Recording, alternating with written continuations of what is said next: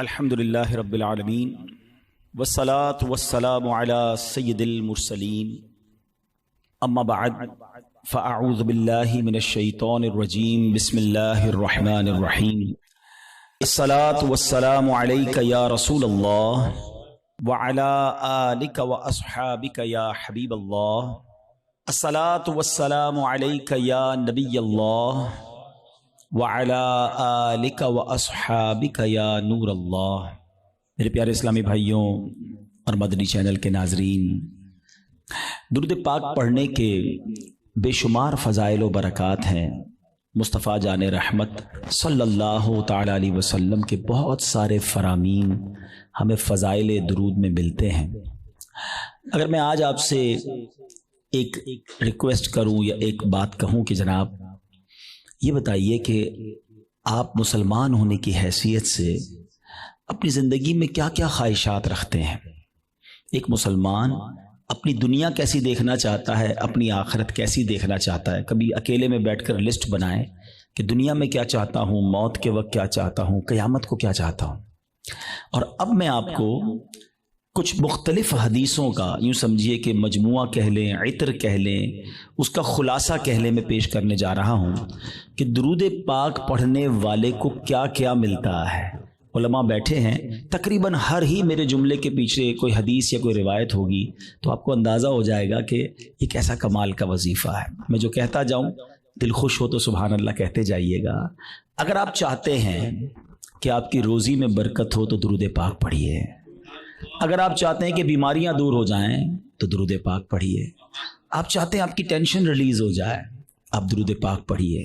آپ چاہتے ہیں ذلت و رسوائی سے بچیں تو درود پاک پڑھیے۔ آپ چاہتے ہیں آپ کی عزتوں میں اضافہ ہو جائے تو درود پاک پڑھیے۔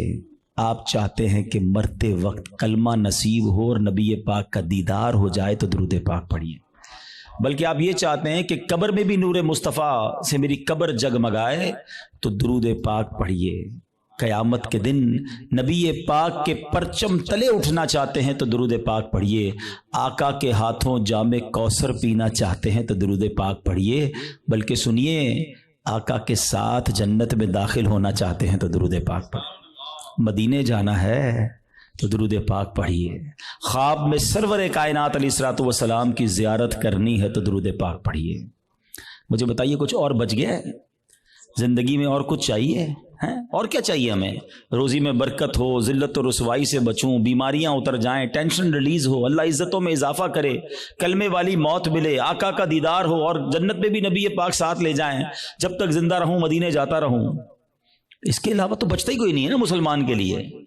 اب ماشاءاللہ علماء بیٹھے ہیں، آپ ان سے پوچھیں کہ یہ ساری فضیلتیں ہیں احادیث میں اور روایات میں درود پاک پڑھنے والے کے لیے موجود ہیں، پھر بھی ہم درود پاک نہیں پڑھتے، پھر بھی ہم اس کو اپنا وظیفہ نہیں بناتے۔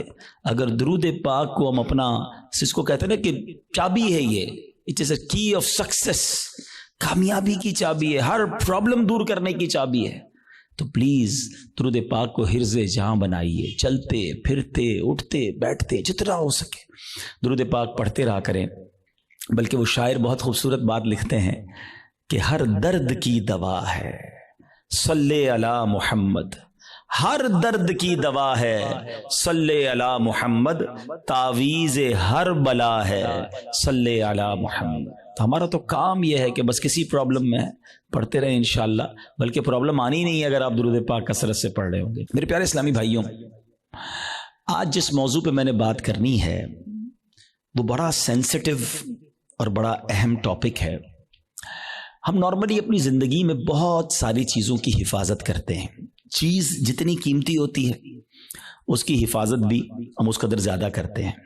نارمل سا موبائل جیب میں ہو تو فکر نہیں ہوتی، قیمتی موبائل ہو تو بندہ ہر تھوڑی دیر بعد ہاتھ لگا رہا ہوتا ہے جیب میں، ہے نا۔ گاڑی قیمتی ہو تو بندہ لاک کر کے، بعض اوقات ڈرائیور کھڑا کر کے آتا ہے۔ پیسے تھوڑے سے ہوں تو جیب میں رکھتا ہے، زیادہ ہو تو لاکر میں یا بینک میں رکھتا ہے۔ جتنی چیز قیمتی ہوتی چلی جاتی ہے، ہمارا کانشیس لیول بھی، جو ہمارا حفاظت کا ذہن بھی بڑھتا چلا جاتا ہے۔ ہماری زندگی میں ہماری نیکیوں کی، ہمارے اعمال کی کتنی اہمیت ہے، کبھی ریئلائز کیا آپ نے؟ اول تو شیطان ہمیں نیکیاں کرنے نہیں دیتا، وہ چاہتا ہی نہیں ہم نیکیاں کریں، اور اگر کوئی نیکیاں کر لیتا ہے تو پھر اب اگلا وار شیطان کا یہ ہوتا ہے کہ کسی طرح اس کی نیکی برباد کرا دی جائے، اس کی نیکی ڈیلیٹ کروا دی جائے۔ ذرا اس کو ایک میں آپ کو یوں سمجھے کہ صورتحال آپ کے سامنے رکھتا ہوں جس سے آپ کو یہ بات اور سمجھنے میں آسانی ہو جائے گی، پھر میں اپنے ٹاپک کی طرف آؤں گا۔ کہ ایک شخص تھا اور اس کے یہاں بچی کی ولادت ہوئی۔ ماں باپ کے یہاں جب بچی پیدا ہوتی ہے تو ماشاءاللہ محبت بھی لوگ کرنے والے کرتے ہیں، اور پھر اس کی پلاننگ بھی کرتے ہیں کہ بچی جب بڑی ہوگی تو میں نے اس کی خیر خواہی کرنی ہے، اس کی شادی کرنی ہے۔ تو اس شخص نے سوچا کہ کیوں نہ میں اپنی بچی کی شادی کے لیے، اس کے اچھے مستقبل کے لیے کچھ پیسے جمع کروں۔ اس نے ایک گھر میں صندوق بنایا اور روزانہ کے، مثال کے طور پہ سمجھاتا ہوں کہ روزانہ کے 100 روپے یا 200 روپے وہ اس صندوق میں ڈالنے لگا۔ اس نے کہا 20 سال میں تو پتہ نہیں کتنے پیسے ہو جائیں گے، سارے کام آسان ہو جائیں گے۔ 100 روپے 200 روپے روز ڈالتا تھا۔ کبھی کبھی جی چاہتا تھا کوئی اچھی چیز خریدے، کوئی باہر کا کھانا کھائے، مگر کہتا نہیں، بچی والے پیسے ڈالنے۔ اپنے دل کو مارتا رہا اور پیسے ڈالتا رہا۔ 20 ایئرز، 20 سال گزر گئے، صندوق بھر گیا۔ اس نے سوچا صندوق تو بھر گیا ہوگا، اب بچی بھی بڑی ہو گئی، کہا اب تو اس کی شادی کرنی ہے۔ اور اب اس والد نے اس باکس کو کھولا، سارے گھر والوں کو جمع کیا کہ آؤ میری 20 سال کی جو جمع پونجی ہے آج اس کو مل کے کاؤنٹ کرتے ہیں، ہزاروں لاکھوں روپے ہوں گے۔ جیسی صندوق کھولا نا، اس کا دل ہل گیا کہ ہوا یہ تھا کہ صندوق لکڑی کا تھا، اس میں کہیں سے ایک سوراخ ہو چکا تھا، اور اس سوراخ سے دیمک اندر آئی اور اس کی 20 سال کی جو کمائی تھی وہ سارے نوٹ وہ دیمک کھا چکی تھی۔ مجھے صحیح بتائیں، اپنے آپ کو اس کی جگہ رہ کر سوچیں کہ جس نے 20 سال تک اپنے پیٹ کاٹ کر، اپنی خواہشوں کو مار کر اپنی بچی کے لیے پیسے جمع کیے، اور جب 20 سال بعد اس کو خرچ کرنے کا موقع آیا، اس کو تکلیف کتنی ہوئی ہوگی کہ یار سب ختم، اب میں کہاں سے لاؤں گا۔ یہ تکلیف یقیناً بہت زیادہ ہے، مگر میں آج جس ٹاپک پر بات کرنا چاہتا ہوں نا، دیکھیں 20 سال بعد بھی کسی سے پیسے تو ادھار لے سکتا ہے نا، دوبارہ کما سکتا ہے، کچھ نہ کچھ سولوشن کر سکتا ہے، مگر اس شخص کی مایوسی اور اس شخص کی تکلیف کا اندازہ کیجئے کہ جو شخص زندگی بھر نمازیں پڑھتا رہا، سردی میں اٹھ کے وضو کر کے نمازیں پڑھتا رہا، رمضان میں روزے رکھتا رہا، حج بھی کیے، زکاتیں بھی دی، بہت بار شیطان نے بہکانے کی کوشش کی، وہ لڑتا رہا شیطان سے کہ نہیں میں نے گناہ نہیں کرنے، اور جب اللہ کی بارگاہ میں قیامت کے دن پیش ہو تو اسے امید ہوگی کہ میرے پاس حج ہیں، عمرے ہیں، نمازیں ہیں، سجدے ہیں، تلاوت ہے، روزے ہیں، اور جب بارگاہ الہی میں اس کے نامہ اعمال کھولے جائیں اور اس کو کہا جائے کہ جاؤ تمہارے پاس کچھ بھی نہیں ہے، null and void, delete it, سوچئے اس دن اس کی شرمندگی، حسرت کا عالم کیا ہوگا۔ اس دن تو کوئی چانس بھی نہیں ہوگا نا کہ دوبارہ نہیں کیا کر لے، ادھر تو دوبارہ کما سکتا ہے وہ شخص، مگر قیامت کے دن today is the time of action. Maula Ali فرماتے نا یہ وقت زندگی میں عمل کر سکتے ہو، قیامت کا دن عمل کا نہیں، جزا کا دن ہوگا، فیصلے کا دن ہوگا، تو اس دن تو آپ کو صرف فیصلہ ہی ہونا ہے۔ تو اب پہلے ریئلائز کر لیجئے کہ یہ کتنا بڑا معاملہ ہے کہ اگر میرے اعمال ہی برباد ہو گئے۔ اب ہو سکتا ہے کسی کے ذہن میں سوال آئے کہ جناب یہ کون سی بات کر رہے ہیں کہ اعمال کیسے برباد ہو سکتے ہیں، نمازیں پڑھی ہیں، روزے رکھے ہیں، کوشش کر کے یہ اعمال کی، آج کے دور میں نیکی کرنا بھی آسان نہیں ہے۔ یہی تو میں سمجھانا چاہتا ہوں آج کے بیان میں کہ آج کے دور میں واقعی نیکی کرنا اتنا آسان نہیں ہے، لیکن آپ اتنی مشکل سے نیکی کر بھی رہے ہیں، مگر اس کو سنبھال رہے ہیں کہ نہیں، اس کی حفاظت کر رہے ہیں کہ نہیں، اس کے بارے میں فکر مند ہے کہ نہیں، آپ کو پتا ہے کہ چور کیسے چوری کر کے جا سکتا ہے آپ کی نیکیوں کو۔ یہی میرا آج کا ٹاپک ہے۔ اور اب آپ دوبارہ ذہن میں سوال آ رہا ہوگا کہ بھائی بتائیں تو صحیح وہ کون سے اعمال ہیں کہ جن سے نیکیاں برباد۔ میں قرآن و حدیث سے آج آپ کے سامنے کچھ اعمال ایسے رکھوں گا، کچھ کام ایسے رکھوں گا کہ جس کو کرنے والے کے بارے میں فرمایا کہ اس کے اعمال برباد کر دیے جاتے ہیں۔ سب سے جس کو کہیں کہ اہم ترین معاملہ پتہ ہے کیا ہے؟ کہ انسان کا ایمان چھن جائے۔ جس کا ایمان چلا گیا نا، اب اس کا کوئی عمل اس کے کام نہیں آئے گا، چاہے اس کی زندگی سجدوں سے بھری ہوئی ہو، چاہے اس نے بہت نمازیں پڑھی ہوں، ساری زندگی روزے رکھے ہوں، ایمان نہیں تو کچھ بھی نہیں۔ اور یہ بات قرآن کہتا ہے، اللہ کا کلام کیا فرماتا ہے سنیے۔ رب کریم قرآن میں ارشاد فرماتا ہے وَمَن يَرْتَدِدْ مِنْكُمْ عَنْ دِينِهِ فَيَمُتْ وَهُوَ كَافِرٌ فَأُولَئِكَ حَبِطَتْ أَعْمَالُهُمْ فِي الدُّنْيَا وَالْآخِرَةِ وَأُولَئِكَ أَصْحَابُ النَّارِ هُمْ فِيهَا خَالِدُونَ۔ اب اس کا ترجمہ سنو۔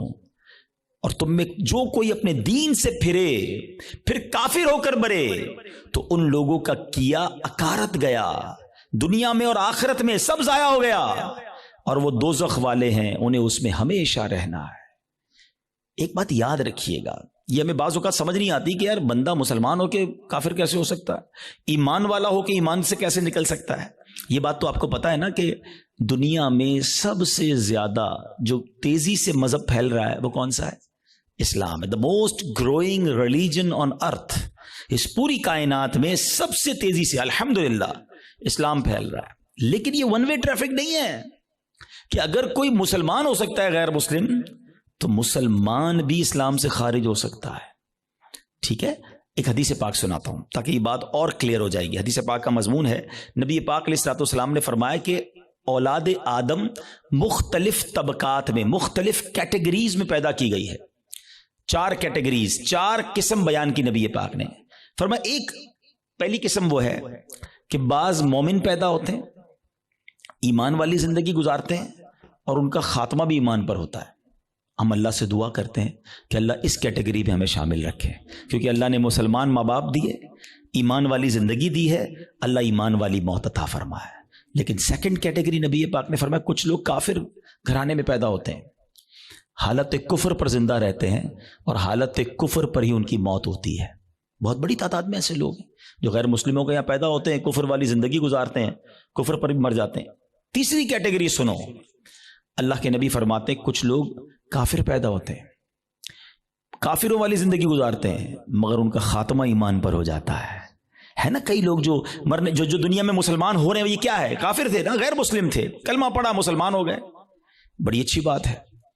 مجھے ایک واقعہ یاد آ گیا، ہانگ کانگ میں دعوت اسلامی والے جو تھے وہ ہمارے مبلغین کسی مریض کی عیادت کے لیے ہاسپٹل میں گئے۔ دعوت اسلامی کے تو طریقہ کار میں بھی شامل ہے اور ہمیں بھی جانا چاہیے، مریض کی عیادت سنت ہے۔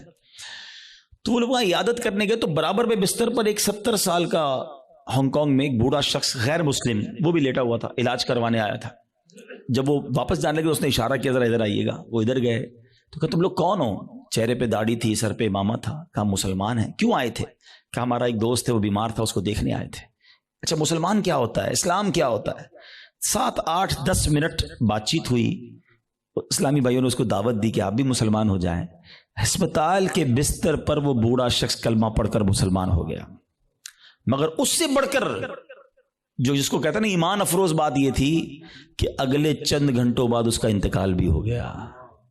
یعنی اس کے مقدر میں ایمان تھا تو اسپتال کے بستر پر بھی اس تک ایمان پہنچ گیا۔ یہ حدیث کا جو تیسرا حصہ ہے نا، سمجھو کہ کچھ لوگ کافر گھرانے میں پیدا ہوتے ہیں یا کافر ہوتے ہیں، پیدا ہی کافر کفر پر ہوتے ہیں، پوری زندگی کفر پر گزرتی ہے، مگر ان کا خاتمہ ایمان پر ہوتا ہے۔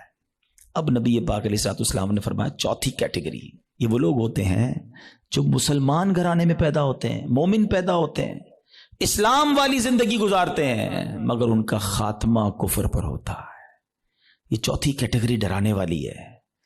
اس سے سمجھنا ہوگا کہ ہمارے پاس کوئی گارنٹی نہیں کہ میں ایمان سلامت لے کر جاؤں گا۔ ایک بڑی پیاری حدیث بچے کو یاد ہے، انما الاعمال بالنیات، ہے نا، اعمال کا دار و مدار نیتوں پر۔ ایک اور حدیث ہے، انما الاعمال بالخواتیم، اعمال کا دار و مدار خاتموں پر ہے، خاتمہ ٹھیک ہونا ضروری ہے۔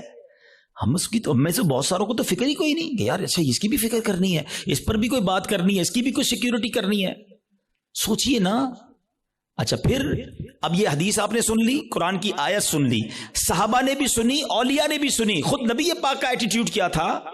اللہ کے حبیب علیہ الصلوۃ والسلام کی بڑی مشہور دعا ہے، یا مقلب القلوب ثبت قلبی علی دینک، اے دلوں کو پھیرنے والے میرے دل کو اپنے دین پر ثابت قدمی عطا فرما۔ اللہ کے نبی دعا کر رہے ہیں جن کے صدقے ہمیں دین ملا ہے۔ ہم تو نعت میں پڑھتے ہیں نا، تیرے صدقے میں آقا سارے جہاں کو دین ملا، وہ آقا دعا کر رہے ہیں کہ اے اللہ میرے دل کو تیرے دین پر ثابت قدمی عطا فرما۔ ہمارا کیا حال ہونا چاہیے؟ ہمیں ہر وقت کی فکر ہونی چاہیے، مگر nobody care about it، بات بھی نہیں کرتا کوئی۔ اعمال کو بچانے کے لیے سب سے پہلے ایمان کو بچانا ہوگا۔ اچھا اب دوسرا سوال آتا ہے کہ ٹھیک ہے حضرت سمجھ آ گیا کہ ایمان کی حفاظت کی فکر کرنی چاہیے، ایمان بڑی سینسٹیو چیز ہے، اب یہ بھی بتائیے کہ ایمان چلا کس چیز سے جاتا ہے؟ ہاں یہ اہم کوسچن ہے کہ ایمان سے بندہ خارج کیسے ہو سکتا ہے؟ اچھا پھر شیطان ہے نا، ابھی بھی ہو سکتا ہے کسی کے ذہن میں یہ بات ڈال رہا ہوگا، یار کیسی عجیب سی بات کر رہے ہیں مولانا صاحب، 50 سال کا تو ہو گیا، 60 سال کا ہو گیا، ساری زندگی کلمہ پڑھا اور اب ایمان سے بھی جا سکتا ہوں؟ جناب یہ بات پہلے سمجھنی ہوگی۔ میں آپ سے ایک سوال کرتا ہوں، 70 سال کوئی بے ایمان رہا، غیر مسلم رہا، صدق کے دل سے کلمہ پاک پڑھے، مسلمان ہو جائے گا؟ ایمان میں داخل ہو جائے گا؟ ایک جملہ ہی ہے نا، مگر دل سے کہا 70 سال کی کفر کی زندگی ایک طرف، ایمان میں آتے ہی پچھلے گناہ بھی معاف ہو جاتے ہیں۔ تو کیا کوئی 70 سال مسلمان رہ کر کوئی ایک جملہ ایسا کہہ دے ہیں معاذ اللہ، اللہ کی توہین کا، اللہ کے نبی کی توہین کا، اسلام کی توہین کا، جس کو کفریہ کلمات کہے جاتے ہیں، تو وہ بھی اسلام سے خارج ہو سکتا ہے۔ تو سب سے پہلے تو زبان کی احتیاط ہے۔ تھنک بیفور یو ٹاک، بات کرنے سے پہلے سوچو میں کیا بول رہا ہوں، یہ کہیں اس گفتگو میں میرا ایمان تو غارت نہیں ہو جائے گا؟ تو آج یہ خیال ہی نہیں ہے، اب اس پہ بڑی بڑی سازشیں ہوئی ہیں، فلموں کے گانے ایسے بنائے گئے، کامیڈی شو ایسے بنائے گئے، یہ کامیڈینز یا فلموں کے گانے یا جناب دوستوں میں ہنسی مذاق، کبھی دوزخ کا مذاق، کبھی جنت کا مذاق، کبھی معاذ اللہ فرشتوں کا مذاق۔ ہماری لمٹ ہے، ہم مسلمان ہیں، ہماری باؤنڈری ہے۔ لوگ کہتے ہیں یار ریڈ لائن ہوتی ہے، بھائی ریڈ لائن مسلمان کی یہ ہے کہ وہ ان باتوں پر گفتگو نہیں کر سکتا، اس کا مذاق نہیں اڑا سکتا، ایک حد ہے ہماری نا، ہم جو چاہیں منہ میں بول دیں گے۔ دنیا میں کئی ایسے ملک ہیں جہاں کسی ادارے کے خلاف بات نہیں ہو سکتی، کسی پرسنالٹی کے خلاف بات نہیں ہو سکتی، ہم اس کو فالو کرتے ہیں، مگر ہم اسلام کے بارے میں، دین کے بارے میں جو منہ میں آیا کہہ رہے ہوتے ہیں۔ تو یاد رکھیں شیطان تو چاہتا ہی یہی ہے، الٹیمیٹ گول پتہ ہے شیطان کا کیا ہے؟ کہ میں اور آپ غیر مسلم ہو کر قبر میں جائیں۔ وہ مرنے سے پہلے بھی آتا ہے، آخری وقت بھی بندے کے پاس آتا ہے کہ کسی طرح اس کا ایمان چھین لوں۔ اتنا خطرناک دشمن ہے وہ ہمارا، اور ہم سکون کی نیند سو رہے ہیں، ہمیں فکر ہی کوئی نہیں ہے۔ پھر دوسرا جو ایک پرابلم ہے جس کی وجہ سے ایمان برباد ہو سکتا ہے، وہ ہے گناہوں کی عادت۔ روایتوں میں آتا ہے کہ جب بندہ ایک گناہ کرتا ہے نا، اس کے دل پر ایک سیاہ نقطہ لگ جاتا ہے، اور جب وہ بار بار گناہ کرتا ہے تو وہ ایک نقطہ ایک وقت آتا ہے کہ پورا دل ہی کالا ہو جاتا ہے۔ جب دل کالا ہو جاتا ہے تو اس پر نصیحت کی بات ہی اثر نہیں کرتی ہے، پھر شیطان کے لیے بڑا آسان ہوتا ہے اس کا ایمان چھیننا۔ میں آخری بات اس موضوع پہ کر لوں تاکہ اگلے عمل کی طرف جاؤں، ورنہ یہی ایک ٹاپک ایسا ہے کہ میں پورا بیان اس پر کروں، اور کرنے چاہیے ایسے بیانات کہ ایمان کی حفاظت کی فکر بہت ضروری ہے۔ کہ اب آپ غور کریں، شیطان جو ہے نا، میں نے جیسے بتایا کہ وہ ہمارا پکا دشمن ہے اور ہمیں آخری وقت میں ہمارا ایمان چھیننا چاہتا ہے۔ اب ایک شخص ہے جو روزانہ شیطان سے ہار جاتا ہے۔ شیطان صبح اٹھنے لگتا ہے، شیطان کہتا ہے نہیں فجر نہیں پڑھنی، سو جا، رضائی اوڑی اور سو گیا۔ صبح ہوئی نہیں اور شیطان جیت گیا، فائٹ ہوئی، شیطان جیت گیا۔ دوپہر ہوئی، ظہر نہیں پڑھنے دی، شیطان جیت گیا۔ مارکیٹ میں گیا، بے پردہ عورت گزری، شیطان نے کہا دیکھ لے، دیکھ لیا، شیطان جیت گیا۔ موبائل اٹھایا، حرام دیکھ لے، بری ویب سائٹ دیکھ لے، دیکھ لی، شیطان جیت گیا۔ کاروبار کرنے لگا، شیطان نے کہا جھوٹ بول دے، جھوٹ بولا، شیطان جیت گیا۔ دھوکہ دے دے، دھوکہ دیا، شیطان جیت گیا۔ سود کما لے، سود کا کام کیا، شیطان جیت گیا۔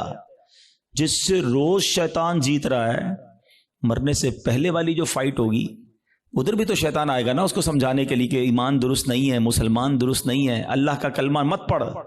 جو روز شیطان کی مان رہا ہے، کہیں مرنے سے پہلے بھی مان گیا تو اس کا کیا بنے گا؟ تو روز شیطان کی ماننے والے کے بارے میں یہ ڈر ہے کہ مرنے سے پہلے اس کا ایمان چھین لیا جائے گا۔ اور جو روز شیطان کو ہرا رہا ہے، سردی کے دن ہے، جی چاہتا ہے نہ اٹھوں، شیطان کہتا ہے سو جا، کہتا نہیں میں رحمان کا بندہ ہوں، شیطان کا بندہ نہیں، وہ فجر ادا کرتا ہے، شیطان کو ہراتا ہے۔ شیطان کہتا ہے حرام دیکھ، وہ نہیں دیکھتا، شیطان کو ہراتا ہے۔ شیطان کہتا ہے حرام کما، بڑے پیسے اس کام میں، وہ کہتا ہے نہیں حرام مجھے نہیں چاہیے۔ شیطان کو ہراتا ہے، بے پردگی سے اسے بچاتا ہے، وہ لڑتا ہے شیطان سے روزانہ۔ یہ فائٹ ساری زندگی رہے گی، یاد رکھو۔ اور جو روز شیطان سے لڑ رہا ہے نا، انشاءاللہ جب مرتے وقت شیطان اس کا ایمان چھیننے آئے گا نا، وہ ادھر بھی شیطان کی نہیں مانے گا، کلمہ پڑھ کر قبر میں چلا جائے گا۔ ہم بھول جاتے ہیں، وہ نہیں بھولتا، ہم سوتے ہیں، وہ نہیں سوتا، وہ جاگ رہا ہے، وہ ہم پر حملے کر رہا ہے، باریک حملے کرتا ہے۔ تو پہلی بات آج سمجھ جاؤ کہ ایمان سلامت لے کر قبر میں جانا یہ ہمارا الٹیمیٹ ٹارگٹ ہونا چاہیے ایٹ اینی کاسٹ. اگر ایمان میرے ہاتھ میں نہیں رہا تو میں تو گیا نا. تو ہمیں اس کی فکر بھی کرنی ہے, اس کے لیے دعائیں بھی کرنی ہیں. ہماری نمازوں میں, ہماری دعاؤں میں یہ شامل ہونا چاہیے. آپ بزرگوں کی دعائیں تو پڑھیں نا, ہے نبی پاک کی دعائیں پڑھیں. ایمان کی سلامتی کا وہاں آپ کو ذکر ملے گا, ایمان کی حفاظت کا ذکر ملے گا. ہماری دعا کیا ہے؟ یا اللہ کاروبار میں برکت دے دے, صحت میں برکت دے دے, بڑا بنگلہ مل جائے, نوکری مل جائے. میں نہیں کہتا اللہ سے مت مانگو, اللہ کے سوا کس سے مانگیں گے؟ مگر آخرت بھی تو مانگو نا. قرآنی دعاؤں کو پڑھیں, اللہم ربنا آتنا فی الدنیا حسنہ, مگر فوراً کیا ہے؟ وفی الآخرۃ حسنہ. پھر آگے وقنا عذاب النار, اب میں عذاب جہنم سے بھی بچا. تو اللہ کرے کہ ہم اپنے ایمان کی حفاظت کی فکر کرنے والے بن جائیں. ایک اور عمل, اللہ اکبر, وہ اتنا عام ہو گیا ہے کہ جس کی وجہ سے بھی اعمال برباد ہوتے ہیں. اور وہ عمل کیا ہے؟ حدیث پاک سناتا ہوں. اللہ کے حبیب علیہ الصلوۃ والسلام فرماتے ہیں, اور وہ عمل یہ ہے کہ بندہ کسی سے حسد کرے. اچھا, حسد نیکیوں کے ساتھ پتہ کیا کرتا ہے؟ نبی پاک فرماتے ہیں ایاکم والحسد فإن الحسد یأکل الحسنات کما تأکل النار الحطب. اللہ کے حبیب فرماتے ہیں حسد سے بچو, وہ نیکیوں کو اس طرح کھا جاتا ہے جیسے آگ خشک لکڑی کو کھا جاتی ہے. اب میں مثال دیتا ہوں. آپ نے لکڑی جلائی اور آگ جلائی اس پر, تھوڑی دیر بعد لکڑی کا کیا حال ہوگا؟ ختم نا, خاک ہو جائے گی. یہ پتہ کیا کرتے ہیں جو حسد کرنے والے ہوتے؟ سارا دن نمازیں پڑھی, روزے رکھے, صدقے کیے, رات آئی آگ لگائی اور سارے اعمال برباد کر دیے. یہ نیکیوں کو برباد کرنے والا کام ہے. اور حسد, اللہ اکبر, آج اتنا عام ہو چکا ہے. ہر دوسرے آدمی کو دوسرے سے حسد ہے, بلکہ بھائی کو بھائی سے حسد, بہن کو بہن سے حسد ہو گیا ہے. نبی پاک علیہ الصلوۃ والسلام فرماتے ہیں حسد سے بچو, کیونکہ حسد ایمان کو مونڈ دینے والا کام ہے. ایک اور حدیث پاک میں آتا ہے حسد ایمان کو ایسے برباد کرتا ہے, حدیث پاک کا مضمون ہے, جیسے سرکہ ایلوا شہد کو برباد کر دیتا ہے. اب سرکے کو شہد میں ڈالے, شہد کا کیا حال ہوگا؟ فرمایا یہ ایمان برباد کرنے والی بیماری ہے. مگر آج کوئی کسی کو خوشحال دیکھنے کے لیے تیار ہی نہیں ہے. اچھا, بعض اوقات پتہ کیا ہوتا ہے جب اس طرح کے بیان ہوتے ہیں, میں نے کہا نا یہ لڑائی جاری رہے گی, اس بیان کے دوران بھی شیطان ساتھ چل رہا ہوگا. کسی کے ذہن میں سوال کر رہا ہوگا, یار مولانا صاحب بات تو ٹھیک کر رہے ہیں مگر میں تو حسد نہیں کرتا. وہ آپ کو یہ سب کلیریفائی کر رہا ہے کہ بات ٹھیک ہے مگر میں تو حسد نہیں کرتا. نہیں, ایسے نہیں شیطان کو حملہ کرنے دیں گے, آج مقابلہ کریں گے انشاءاللہ. ٹھیک ہے, اب میں آپ کو کچھ سمٹمز بتاتا ہوں, کچھ نشانیاں بتاتا ہوں کہ جس کی وجہ سے آپ کو یہ ریئلائز ہوگا کہ میں حسد کرتا ہوں کہ نہیں کرتا. پہلے تو حسد کی تعریف کیا ہے یہ سمجھ لو. حسد کی تعریف یہ ہے, the definition of jealousy, کہ اگر کسی شخص کو کوئی نعمت ملے تو میرا دل یہ چاہے کہ یہ نعمت چھن کر مجھے مل جائے, یا کم از کم اس کی برباد ہو جائے. یہ حسد ہے, یہ جہنم میں لے جانے والا کام ہے, حرام. حسد کی ایک جائز صورت بھی ہے, اس کو حسد نہیں کہتے, اس کو ہماری اردو زبان میں رشک کہتے ہیں, عربی میں غبطہ کہتے ہیں. وہ کیا ہے کہ جب کسی کو نعمت ملے تو بندہ کہے یا اللہ اس کو دی مجھے بھی دے دے. اس میں کوئی حرج نہیں ہے, یہ اچھی بات ہے, اس میں جائز ہی ہے. لیکن جو دوسری والی سائیڈ ہے وہ بہت زیادہ بڑھ گئی ہے. ٹھیک ہے, پہلے تعریف پتہ چل گئی, اب کچھ نشانیاں بتاتا ہوں, چیک کر لیتے ہیں. اگر ٹھیک ہے میرے اندر نہیں تو پھر صحیح ہے, پھر تو اللہ کا شکر ہے میرا دل صاف ہے. اگر گڑبڑ ہے تو پھر علاج بھی بتاؤں گا. اب پہلے تو لیبارٹری ٹیسٹ کر لیتے ہیں ایک دوسرے کا. چیک کیجئے آپ کی لائف میں کوئی ایسا ہے. اچھا, یہ ایک اور پہلے بات بتا دوں, حسد جو ہے نا ہوتا ہی اس سے جس کو ہم جانتے ہیں, جس سے تعلق ہوتا ہے. جس سے تعلق نہیں اس سے حسد نہیں ہوتا. ہمیں فیصلہ آباد میں رہ کر برازیل کے کسی شخص سے حسد نہیں ہو سکتا, ہم جانتے ہی نہیں اس کو, پتہ نہیں کیا کر رہا ہے. حسد کس سے ہوگا؟ یا تو کسی دوست سے ہوگا, یا کسی رشتہ دار سے ہوگا, یا اپنی فیلڈ کے کسی بندے سے ہوگا. آپ کاروبار کرتے ہیں نا, کسی کاروباری اپنے کسی کاروباری سے ہو جائے گا, اپنے کسی رشتہ دار سے ہو جائے گا, اپنے کسی دوست سے, اپنے کسی قریب پڑوسی سے ہو سکتا ہے, جس کو آپ, جس کے ساتھ آپ کا انٹریکشن ہے نا, آپ اس سے حسد کر سکتے ہیں. اب چیک یہ کرنا ہے کہ میں کسی سے حسد کرتا ہوں کہ نہیں. ٹھیک ہے, میں نے آپ کو باؤنڈری بتا دی ہے. اب میرا لیبارٹری ٹیسٹ کہہ لیں, مدنی لیبارٹری ٹیسٹ کرتا ہوں. اب میں آپ کو 2-3 ایگزامپلز بتاتا ہوں. اپنے آپ سے خود ہی سوال کریں, مجھے جواب نہیں دینا, آپ نے اپنے آپ سے ہی سوال کرنا ہے. پہلا سوال, دنیا میں کوئی ایک بندہ ایسا ہے, یا عورت بھی ہو سکتی ہے, رشتہ دار بھی ہو سکتی ہے, کہ یار جب بھی اسے کوئی خوشی ملتی ہے نا, نعمت ملتی ہے, ترقی ملتی ہے, دولت ملتی ہے, شہرت ملتی ہے, تو مجھے پرابلم ہوتا ہے. مجھے مزہ نہیں آتا.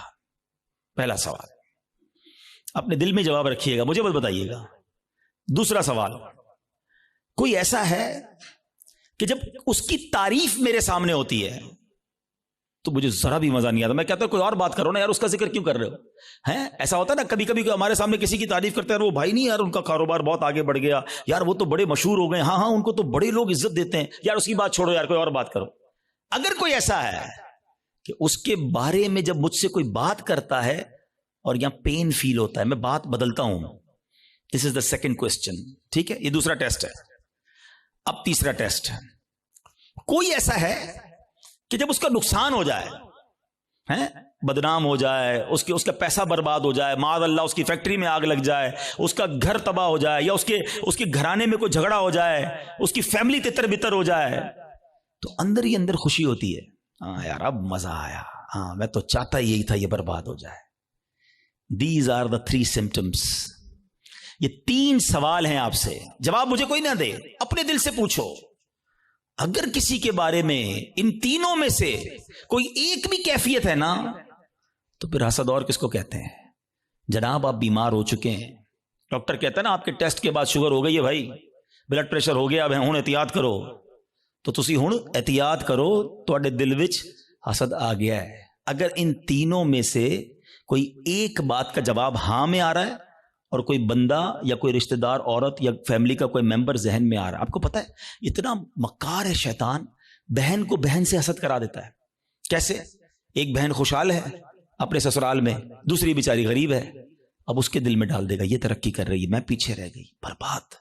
نیکیاں اچھا جس سے حسد کر رہے ہیں نا, ہم اس کا بگاڑ کچھ نہیں سکتے. ایک اور بات سن لینا, آج حسد اتنی خطرناک بیماری ہے کہ حسد ہو گیا تو جل خود ہی رہا ہوں میں, اس کا کچھ نہیں بگڑ رہا, وہ ترقی کیے جا رہا ہے, نہ رات کو نیند آ رہی ہے, اسی کے بارے میں سوچی جا رہا ہوں, دل الگ جل رہا ہے.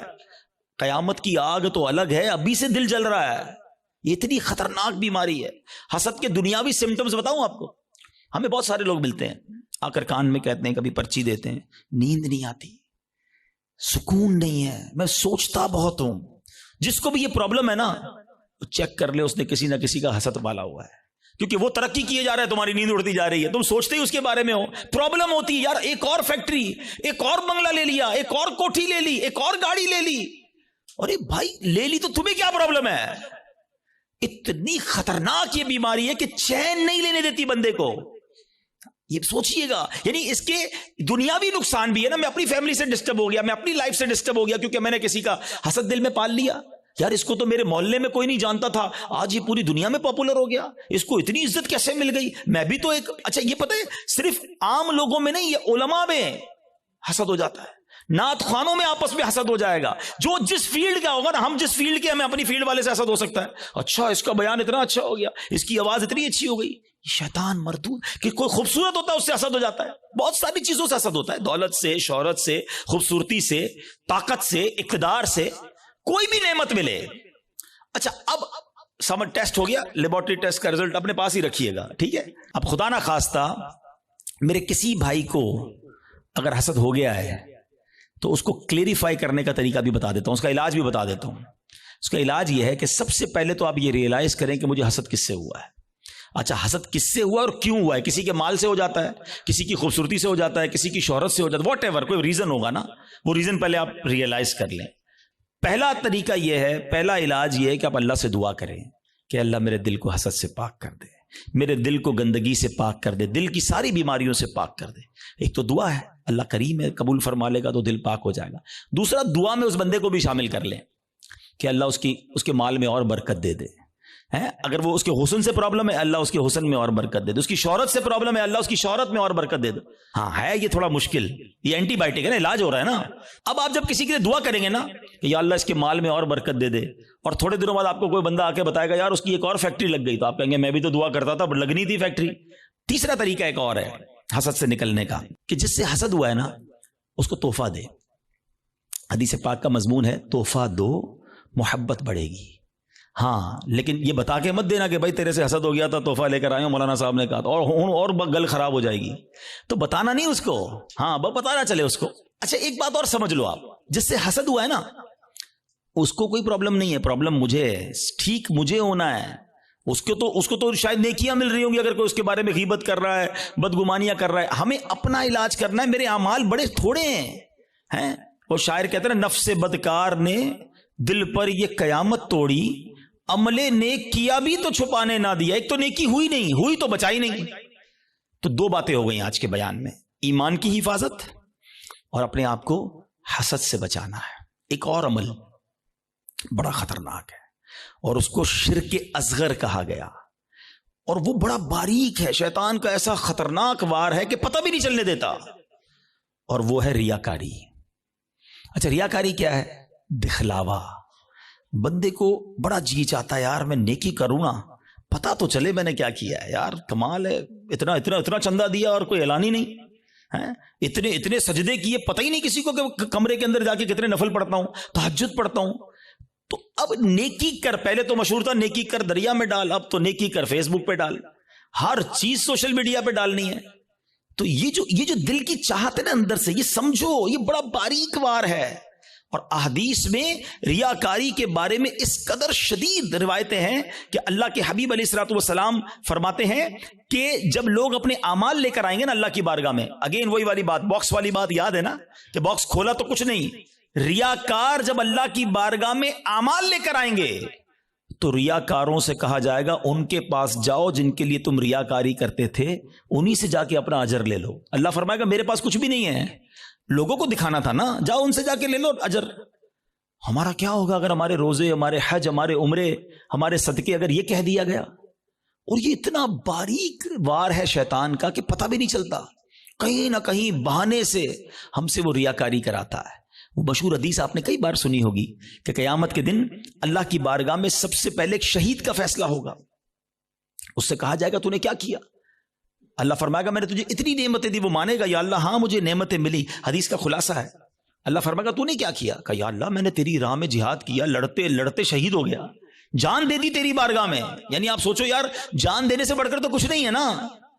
مگر اللہ کی طرف سے کیا ارشاد ہوگا؟ تو جھوٹا ہے، تو نے اس لیے یہ عمل کیا کہ تجھے بہادر کہا جائے، مجاہد کہا جائے، تجھے کہہ لیا گیا.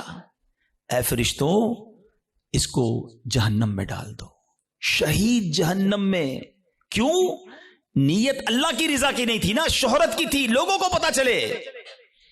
اب اللہ کی بارگاہ میں ایک سخی لایا جائے گا.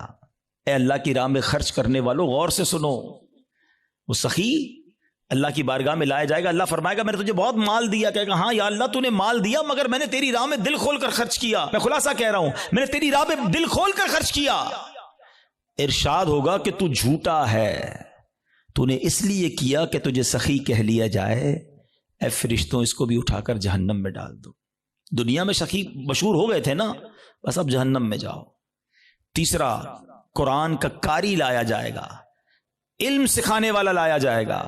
اللہ کہے گا تجھے اتنی نعمتیں دی. وہ کہے گا ہاں مولا نعمتیں ملی، میں تو لوگوں کو علم پڑھاتا تھا، تیرا دین پڑھاتا تھا، قرآن پڑھاتا تھا. فرمایا تو جھوٹا ہے، تو نے اس لیے کیا کہ تجھے عالم کہا جائے، قاری کہا جائے. اے فرشتوں اس کو بھی اٹھا کر جہنم میں ڈال دو. کبھی بھی سیٹسفائی نہ ہوا کریں. Please try to understand. شیطان مردود پہلی کوشش یہ کرتا ہے ہماری نیکیاں نہ ہوں، اور دوسری کوشش یہ کرتا ہے کہ اچھا نیکیاں کر لی نا، اب اس کو نل اینڈ وائڈ کیسے کروں، ڈیلیٹ کیسے کرواؤں، ضائع کیسے کرواؤں. ادھر ہم مار کھا جاتے ہیں، ادھر ہم سوچتے ہی نہیں ہیں. بڑا جی چاہتا ہے لوگوں کو پتا چلے اتنے حج کیے ہیں، اتنے عمرے کیے ہیں. ایکچولی ہماری تو روز لوگوں سے ملاقاتیں ہوتی ہیں نا، معذرت کے ساتھ کسی سے ملنے جاتے ہیں نا، سب جگہ نہیں لیکن کچھ جگہ ایسا ہوتا ہے کہ 15 منٹ کے اندر بندہ اپنی 15 سال کی نیکیاں گنواتا ہے کہ میں نے اتنے حج کیے ہیں، الحمدللہ ہر سال عمرے پہ جاتے ہیں، سرکار نے بڑا کرم کیا ہے، تہجد کی نماز کی بڑی پابندی ہے، تو رجب شعبان کے روزے بھی رکھتا ہوں، تو فلاں علاقے میں بھی ہم غریبوں کی مدد کرتے ہیں، تو فلاں بھی. بندہ کہے آئی صاحب کس نے پوچھا تھا یہ سب آپ سے؟ ہم نے تو طبیعت پوچھی تھی آپ کی، آپ نے طبیعت کے جواب میں پوری لسٹ نکال کے دے دی. اچھا اب ذرا میں چوٹ کرنے کے لیے کہہ رہا ہوں کہ جو بندہ 15 سال پرانا حج یاد رکھے ہوئے ہے، اس کو آج صبح جو جھوٹ بولا ہے وہ یاد ہے؟ تھوڑی دیر پہلے موبائل اٹھا کر حرام دیکھا وہ یاد ہے؟ آدھے گھنٹے پہلے غیبت کی تھی وہ یاد ہے؟ آج دن میں کئی گناہ ہوئے وہ یاد نہیں، اور 20 سال 25 سال پرانی نیکی یاد ہے جو بار بار لوگوں کو بتائی جا رہا ہوں. پوچھے یہ کیوں؟ دیکھیں مجھے بتانے سے مجھے تو کوئی نقصان نہیں ہوا، آپ کا کہیں لاس تو نہیں ہو گیا. انما الاعمال بالنیات.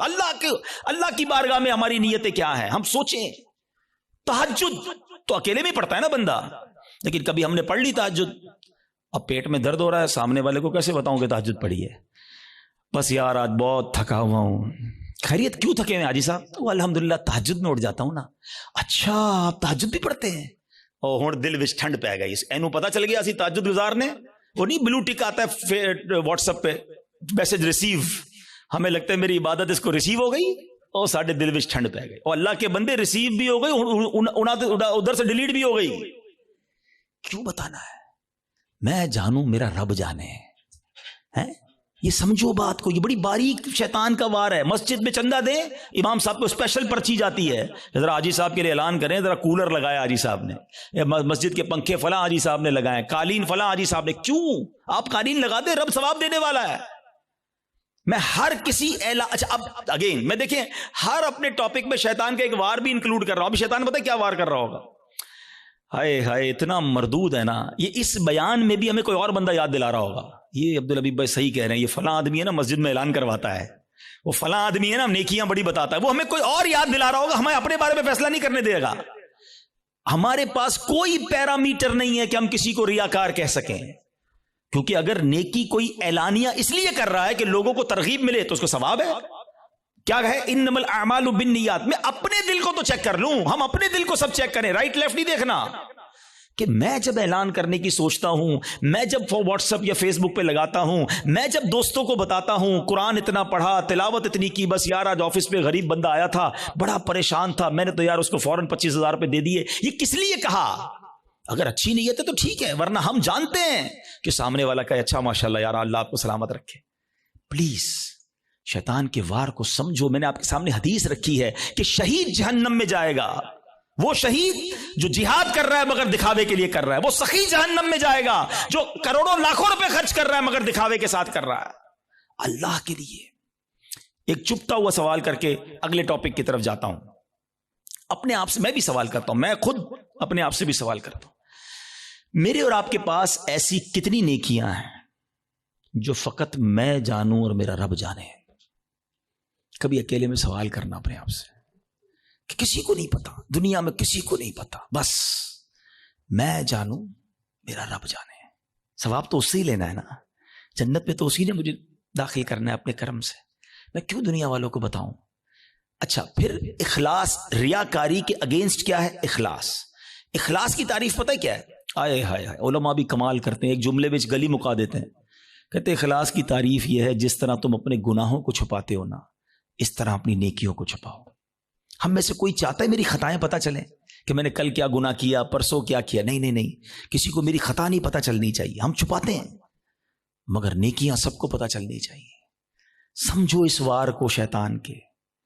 تیسرا عمل میں نے بتا دیا آپ کو، ریاکاری.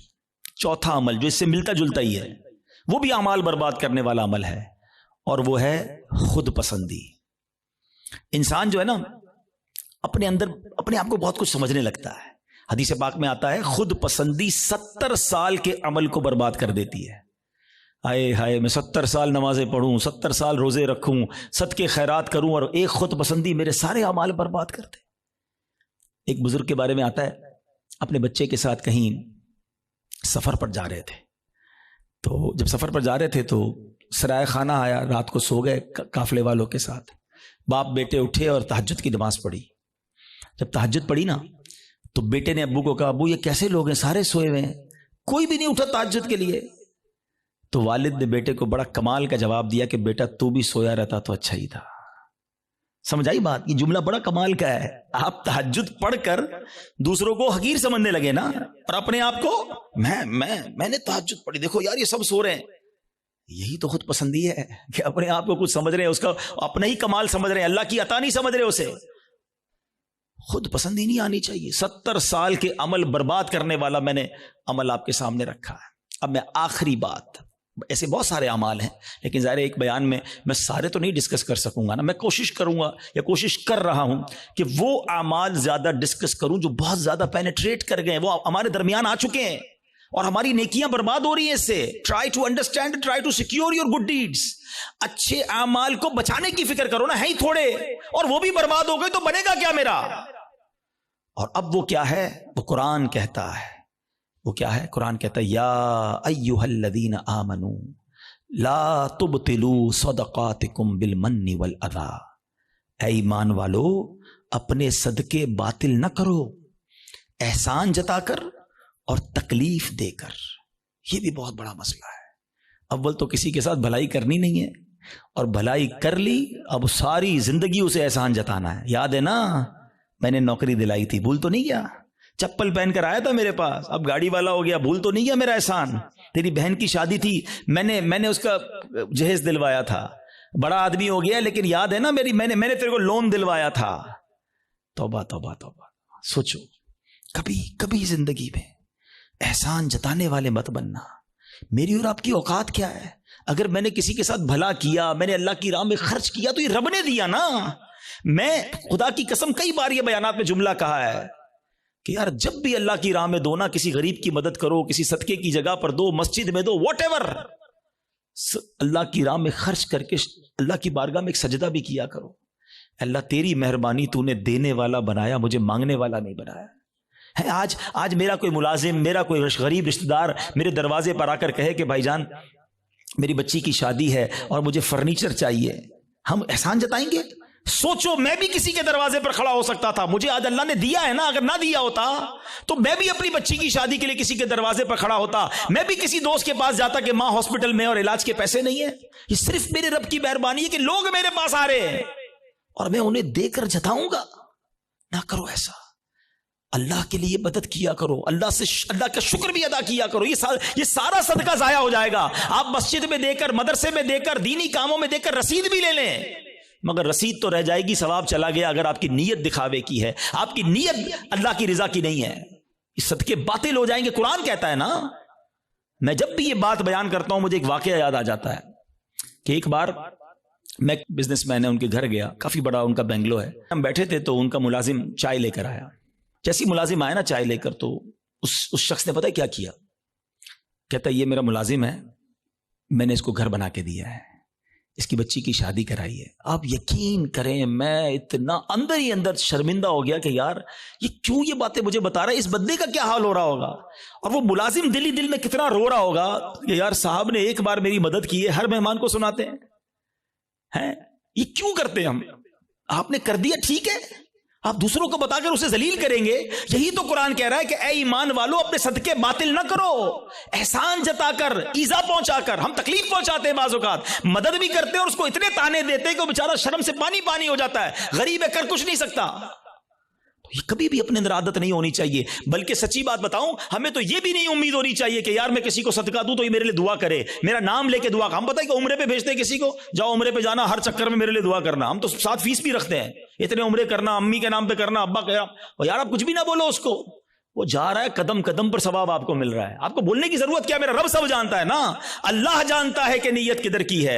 حضرت عائشہ صدیقہ رضی اللہ تعالی عنہا, حضرت ام سلمہ رضی اللہ تعالی عنہا, امہات المومنین ہے نا, کیا شاندار انداز ہوتا تھا. آپ اپنے غلام کو پیسے دیتی, فرماتی جاؤ کسی غریب کو دے آؤ, اور دیکھو غریب سے ہمارے لیے دعا نہ کرانا, اور اگر وہ ہمارے لیے کوئی دعا کر دینا تو وہ دعا نوٹ کر کے آنا. اب مثال کے طور پہ وہ غریب کو جا کے پیسے دیتے, غریب دعا کرتا کہ یا اللہ ان کی خیر ہو, رزق میں برکت ہو, وہ دعائیں لکھ کر لاتے. اور حضرت ام سلمہ اور بی بی عائشہ ہاتھ اٹھا کر اس فقیر کے لیے وہی دعائیں کیا کرتی جو انہوں نے ان کے لیے کی تھی, اور فرماتی دعا کا بدلہ دعا ہو جائے, اجر اللہ سے لینا ہے. سبحان اللہ, کیا انداز ہے. صدقہ کریں, اللہ کی راہ میں خرچ کرو, مگر ایسے کرو کہ دائیں ہاتھ سے خرچ کرو, بائیں ہاتھ کو پتہ نہ چلے. وہی سوال اگین, ایسے کتنے اعمال ہیں میرے اور آپ کے پاس کہ میں جانوں اور میرا رب جانے. ہاں یقیناً کچھ نیکیاں ایسی ہوتی ہیں جو کھل کے کرنی چاہیے اور اس نیت سے کرنی چاہیے کہ لوگ کریں, لیکن دل کی کیفیت اپنے آپ سے پوچھ لیں. تو بہرحال میرے پیارے اسلامی بھائیو, آج کے اس مختصر سے بیان میں جو میں نے ٹاپک چوز کیا تھا کہ ہم اپنے اعمال کی حفاظت کی فکر کریں. ہم اپنے پیسوں کی, اپنی فیکٹری کی, اپنے گھر کی, اپنی گاڑیوں کی, سب کی حفاظت کی فکر کرتے کیونکہ وہ قیمتی ہیں. خدا کی قسم سب سے زیادہ قیمتی میرا ایمان ہے. ایمان نہیں تو کچھ نہیں. اور سیکنڈ پھر میرے اعمال ہیں, نیکیاں نہیں ہیں. قیامت کے دن اگر کہہ دیا گیا کہ تمہاری کوئی عبادت قبول نہیں تو پھر ہم کدھر جائیں گے؟ ہمارے بزرگان دین اتنے سینسٹیو تھے اس معاملے میں. ایک بزرگ کے بارے میں آتا ہے, وہ کپڑے سیتے تھے, بہت اچھے کپڑے سیتے تھے. تو وہ مارکیٹ میں جاتے تھے اور جو کپڑے بناتے تھے وہ سیل کرتے تھے. تو وہ ایک بار گئے ایک جگہ پر اور ایک کپڑے کے بڑے ایکسپرٹ تاجر کو انہوں نے اپنا پیس دیا, کڑائی وڑائی کر کے لے گئے تھے. تو اس نے جیسے ہی کپڑا ہاتھ میں لیا نا تو اس نے اس کے عیب نکالنا شروع کیے. اسٹچنگ ٹھیک نہیں ہے, کلر کمبینیشن ٹھیک نہیں ہے, فلاں چیز غلط ہے. تو وہ بزرگ رونے لگے. تو وہ تاجر کہتا ہے اب روئے نا, میں لے لیتا ہوں, پرچیز کر لیتا ہوں, اب رو کیوں رہے ہیں؟ کہتے ہیں میں اس لیے نہیں رو رہا تمہیں میرے کپڑا میں عیب نکالیں. میں یہ سوچ رہا ہوں کہ میں نے یہ کپڑا اپنے ہوش کے مطابق, اپنی خیال کے مطابق بالکل صحیح سیا تھا, مگر جب یہ کپڑا کسی ایکسپرٹ کے ہاتھ میں آیا تو اس کو میرے عیب پتہ چل گئے. میں نے اپنی سوچ سے نمازیں ٹھیک پڑھی ہیں, اپنے حساب سے صدقے ٹھیک کیے ہیں, میں نے عمرے اور حج ٹھیک کیے ہیں, لیکن قیامت کے دن جب یہ اعمال اللہ کی بارگاہ میں پیش ہوں گے اور ادھر سے کہہ دیا گیا تیرے سجدوں میں اخلاص نہیں ہے, تیرے صدقوں میں اخلاص نہیں ہے, تیری عبادت میں ذوق نہیں ہے, تیری نیتیں اچھی نہیں ہوں گی, تو میرا کیا بنے گا؟ اس طرح وہ سوچتے تھے. کبھی ہم نے نیکی کر کے یہ سوچا کہ یا اللہ نیکی بچی رہے, قبول فرما لے؟ ہم تو نیکی کر کے پھول جاتے ہیں, بھائی میں نمازی, میں حاجی, میں روزہ دار, میں صدقہ دینے والا. نہیں, پلیز سمجھو بات کو. ہم نے کئی ایسے واقعات پڑھے ہیں کہ جو بڑے بڑے نامور اس زمانے کے جناب مستجاب الدعوات ہوا کرتے تھے. جب شیطان غالب آیا, نفس غالب آیا, لالچ غالب آئی تو ایمان بھی ہاتھ سے چلا گیا. بلم بن باعورہ کا واقعہ کس کو نہیں پتا؟ مستجاب الدعوات تھا وہ شخص, لیکن جب لالچ غالب آئی, شیطان کا داؤ چل گیا, حضرت موسیٰ کے خلاف ہوا, ان کے بارے میں بددعا کرنے لگا, اس کی زبان لٹک کر باہر آ گئی اور کفر پر اس پر خاتمہ ہوا. ہمیں ڈرنا ہے, دعائیں مانگنی ہیں, اور یہ خوف ہمیں صحابہ میں نظر آتا ہے. ہاں, سیدنا ابو بکر صدیق, حضرت عثمان غنی, حضرت مولا علی, بی بی فاطمہ, بی بی عائشہ رضی اللہ عنہ, ان کے واقعات تو پڑھیں. یہ تنکا اٹھا کر کہا کرتے تھے کاش میں تنکا ہوتا انسان نہ ہوتا. کیوں کہتے تھے؟ کہ اللہ کی بارگاہ میں پیش ہوا اور وہاں میرا ایمان نہ چلا جائے, میرے اعمال برباد نہ ہو جائیں. تو بہرحال میرے پیارے اسلامی بھائیوں, یہ فکر میں آج کے بیان میں پیش کرنا چاہتا تھا. حسد سے بچنا ہے, نیت کر لیں انشاءاللہ. ہم نے احسان جتانے سے اور دکھلاوے سے بچنا ہے, خود پسندی سے بچنا ہے, اور سب سے مین جو پہلا میرا ٹاپک تھا, ایمان کی حفاظت کی فکر کرنی ہے. ایمان کے ڈاکو گھوم رہے ہیں, یقین کریں, اور وہ ایسا ڈاکو ہے شیطان کے نظر بھی نہیں آتا. اور ڈاکو تو نظر آتے ہیں نا, پولیس والا آپ کھڑا کر لیں گے. آپ کو دل کے آگے پیچھے پہرے دار بٹھانے ہوں گے. پہرے دار کون ہیں؟ آپ نے نماز پڑھ کے پہرے دار بٹھانا ہوگا, آپ نے کلمہ پاک کا ورد کرنا ہوگا. اچھا, یہ بھی بڑا پرابلم ہے. سب کی تمنا کیا ہے؟ یا اللہ مرنے سے پہلے, مرتے وقت کیا نصیب کرنا؟ کلمہ نصیب کرنا. آج دن میں کتنی بار کلمہ پڑھا ہے؟ یہ چیک کرو نا. مرتے وقت سب کو کلمہ چاہیے, زندگی میں پڑھو نا. اور یہ بات بڑی عجیب بتانے جا رہا ہوں, ایک بزرگ کا جملہ میں بھولتا نہیں ہوں. وہ کہتے ہیں اپنی زبان کو کلمے کا عادی بناؤ, تاکہ جس دن زبانیں بھاری پڑیں گی اس دن تمہاری زبان سے کلمہ جاری ہو جائے. موت کے وقت نا زبان بھاری ہو جاتی ہے, مگر ہم کئی ہفتے ہو گئے کلمہ نہیں پڑھا ہم نے. کتنی تسبیحاں پڑھی کلمے کی؟ روز کم از کم ایک تسبیح, 100 بار کلمہ. اچھا, آپ کو پتہ ہے حدیث پاک میں افضل الذکر کہا گیا, سب سے افضل اگر کوئی ذکر ہے تو وہ لا الہ الا اللہ محمد الرسول اللہ. پورا کلمہ پڑھیں, یا کم از کم لا الہ الا اللہ کا ورد کریں, اور آخر میں 3 بار محمد الرسول اللہ صلی اللہ تعالی وسلم پڑھ لیں, تاکہ میری زبان کلمے کی عادی رہے. اور جو چیز عادی ہوتی ہے نا, وہ پتہ کب نکلتی ہے؟ آخری بات, چلیں یہ بھی ایک بڑی دلچسپ بات بھی ہے, اور اللہ کرے کہ میرے بیان سے کوئی یہ میسج لے جائے. انسان پر جب دھکا لگتا ہے نا, چوٹ لگتی ہے, مشکل وقت آتا ہے, تو جو اندر اصلی ہوتا ہے نا باہر نکل آتا ہے. ٹھیک ہے, یہ اس کو میں آپ کو ایک ایگزامپل سے سمجھاؤں گا. ایک شخص تھا, بادشاہ کے پاس آیا, کئی زبانوں کا ماہر, ایکسپرٹ. اس کی زبان اتنی فلوئنٹ تھی کہ اس نے چیلنج کیا کہ میری اوریجنل زبان پہچان کے بتائیں. عربی بھی, تو انگلش بھی, تو اردو بھی, تو فرینچ بھی, جس زبان میں بات کریں اس زبان میں وہ جواب دے, اور بڑی فلوئنٹ جواب دے. کوئی نہیں پہچان سکا. ایک شخص آیا, کہتا بادشاہ سلامت مجھے تھوڑا ٹائم دے, میں اس کو پہچان لوں گا. کہا کیسے؟ کہا مجھے اس کے ساتھ ہی رکھ دیں اپنے محل میں. ان دونوں کو ایک ہی کمرہ دے دیا. صبح ہوئی تو وہ بندہ کمرے سے باہر نکلا, جب سیڑھیوں پہ آیا تو پیچھے سے اس نے اسے دھکا دے دیا. وہ لڑکھڑاتا ہوا نیچے گرا, اور اب اس کو برا بھلا کہنا شروع کر دیا, گالیاں نکالنا شروع کر دی. کہا بادشاہ سلامت جس زبان میں گالیاں دے رہے نا, یہ اس کی اصل زبان ہے. جب بندے کو جھٹکا لگتا ہے نا تو اس کا اصل باہر آتا ہے. اس کو اور آسان سمجھا دیتا ہوں. کوئی سالن لے کر پیالہ لے کر ہمارے قریب سے گزرے, اس کو ٹھوکر لگے گی تو برتن سے کیا نکلے گا؟ سالن گرے گا نا. اور اگر کوئی پانی کا پیالہ لے کے جا رہا ہے, اس کو ٹھوکر لگائیں گے تو کیا گرے گا؟ تو جو ٹھوکر لگتی ہے نا, جو اندر ہوتا ہے نا, وہی باہر نکلتا ہے. اب مثال دیتا ہوں. آپ موٹر سائیکل پہ جا رہے ہیں, گاڑی پہ جا رہے ہیں, اچانک بریک لگا, ایکسیڈنٹ ہونے سے بچے آپ. کیا نکلا زبان سے؟